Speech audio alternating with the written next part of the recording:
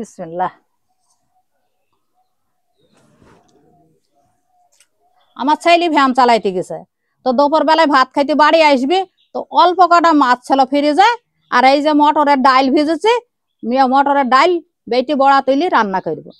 এবার আমি ডাইলটা বেটে নি, ডাইলটা আমি 2 ঘন্টা আগে ভেজে থেয়েছি।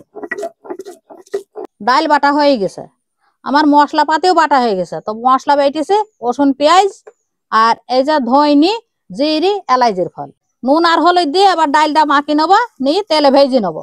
এবার বড়াগুনা তেলে ভেজে নেবো। ভাজা হয়ে গেছে, এবার আমি তুলে নিয়েছি।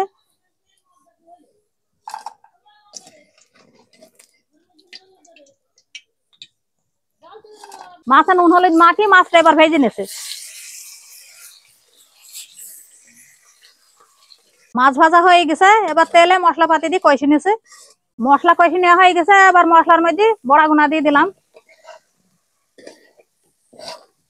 এবার নেড়ি সাইডি পরিমাণ মতন মো দিয়ে দিছে।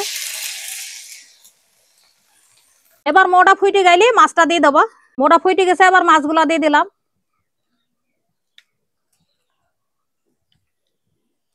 এবার মাছটা সেদ্ধ হয়ে গেলে নামিয়ে নেবো। রান্না হয়ে গেছে, এবার ভাজা মশলা গুঁড়ো দিয়ে নামিয়ে নেবো।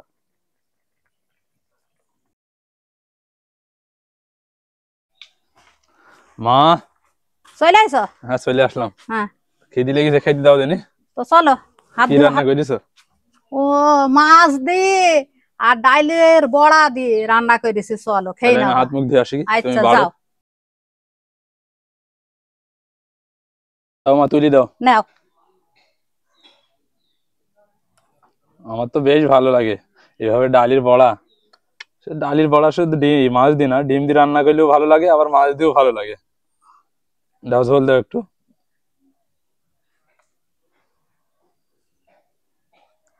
এবার খেয়ে দেখি কত সুন্দর হয়, কারণ বেশি ভালো লাগে, কারণ এই মানে বড়াটার ভেতরে মাছের যে ঝোল থাকে, রসটা ওইটা চলে যায়, সুন্দর মতো মজে যায়, তরকারির ঝোলটা চলে যায় বড়ার ভিতরে।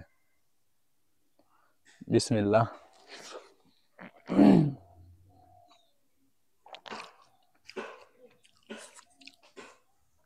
নাও, তুমি নাও। বাহ, বিসমিল্লাহ।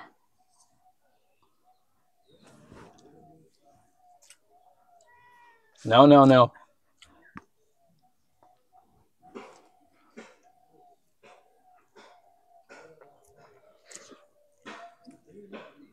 দারুণ হয়েছে, অসাধারণ কান্ত। মজে গেছে বাপ, মাছের সাথে আর বড়ার সাথে। এখন মজে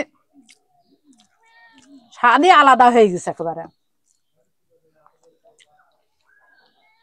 আর আমার ছেলে তো বড়া পছন্দ, খাই নাও। মায়েরা বুঝি এরকমই হয়, সন্তানেরা কাজের তাগিদে বাইরে গেলে সারাদিন পথ চেয়ে বসে থাকে মা সন্তানের বাড়ি ফেরার অপেক্ষায়। আর আমরা ছেলেরাও বাড়িতে ফিরেই মায়ের মুখের হাসি দেখলেই ভুলে যাই সারাদিনের কাজের কষ্ট আর পরিশ্রম। আর বাড়িতে যদি মা একবেলা না থাকে, বাড়িটা হয়ে যায় যেন প্রাণহীন। মা ছাড়া একটা দিন কল্পনাই করা যেন হয়ে যায় কষ্টকর। তাই সবশেষে আল্লাহ তাআলার কাছে একটাই চাওয়া, সুস্থ থাকুক, ভালো থাকুক পৃথিবীর সকল মা।